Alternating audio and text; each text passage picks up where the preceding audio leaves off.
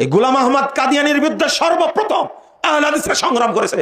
শেরে Punjab Fatih Qadian আল্লামা সানাউল্লাহ অমিরত শের রাহিমাহুল্লাহ all India আহলে হাদিস কনফারেন্সের তিনি সেক্রেটারি ছিলেন।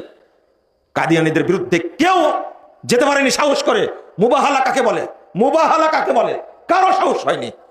আল্লামা সানাউল্লাহ অমিরত শের তার সাথে যুদ্ধে অবতীর্ণ হয়েছেন, বলছেন এই তুমি নাকি আল্লাহ নবী।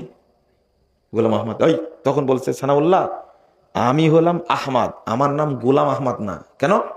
বলছে না আহমদ আমাকে আল্লাহ নবী করে পাঠাইছে, ইসমুহু আহমদ, নাম কি আসলে গোলাম আহমদ। কিন্তু সানাউল্লাহ অমিরতের সাথে কি স্বীকার করেছে, অস্বীকার করছে, না তুমি নামটা ভুল শুনেছো, আমার নাম হলো আহমদ, আর আল্লাহ কোরআনে বলে দিয়েছেন কি আহমদ।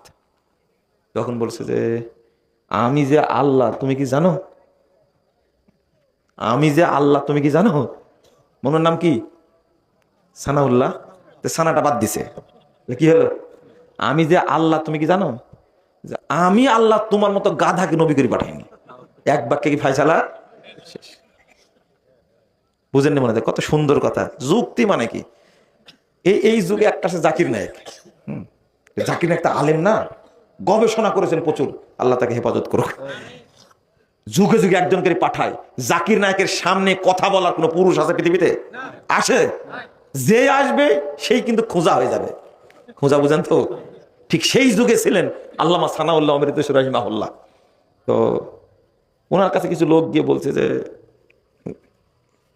মৌলানা সাহেব আমার এলাকায় একটা পীর, এই ন্যাংটা পীর, ওকে তো কিছু করা যায় না, চলো যাই। ন্যাংটা পীর, ন্যাংটা যাই ব্যাক, তুই ন্যাংটা কে, ন্যাংটা কেন রে? না তো আমি ন্যাংটা না।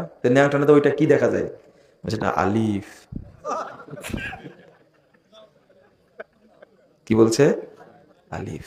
আস্তাগফিরুল্লাহ আস্তাগফিরুল্লাহ। তখন এতদিন তো সবাইকে ধোঁকা দিছে তাই না? সাল্লাল্লাহু আলাইহি ওয়াসাল্লাম বলছে যে এই তাড়াতাড়ি ছুরি নিয়ে আসো, আলিফ বাঁচাতে হবে, কারণ আলিফে কোনো নুক্তা নাই। এমন কথা বলার আপনারা, আলিফে কি নাই, কিন্তু ওর আলিফে কয়টা নুক্তা? বাইরের নুক্তা আছে, তায়ের নুক্তা আছে, সায়ের নুক্তা আছে, আলিফে কোনো নুক্তা নাই। তাড়াতাড়ি চাকু নিয়ে এসো, আমরা আমাদের আলিফ বাঁচাবো, আমাদের কেটে নিব, ওর নুক্তা নিয়ে থাক, আমরা আলিফ বাঁচবে যাই। যখন বুঝতে পারেছেন বাঁচার কোনো কায়দা নাই, এই ন্যাংটা পীর পা ধরে বলছে হুজুর মাফ করতে, আমি এলাকায় থাকবো না, ভালো হয়ে যাবো। না না, আগে আলিফ বাঁচাবো, তারপরে তো মাফ, কেটে নেওয়ার পরে তারপরে ক্ষমা।